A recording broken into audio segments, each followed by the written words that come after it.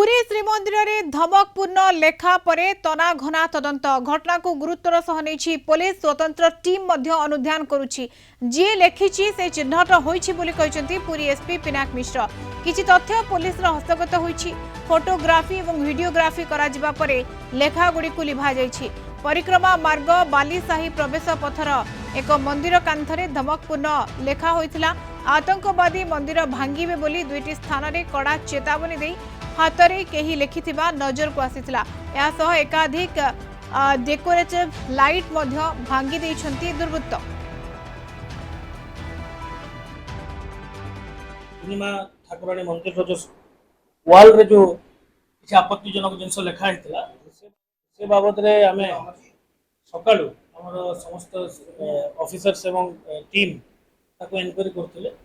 आमे आपातत जानिबा को पाइलुनी जे जन व्यक्ति से एरिया रे बुलाबुली करथिले एवं किछि लोक तांको प्रत्येक दर्श देखि भी जंती से किछि लेखिबा तो तेणु तांको परिचय एबे स्पष्ट भाव रे मिली पारले किंतु आमे आपातत सेही सुराग आमे पाइछु एबे हम स्पेशल टीम तांको खोजुचंती से धरा पड़ नाही किंतु आमे ऑलरेडी आइडेंटिफाई करलुनी जे जने व्यक्ति जहा सेही अंचल लोक प्रत्यक्षदर्शी जहा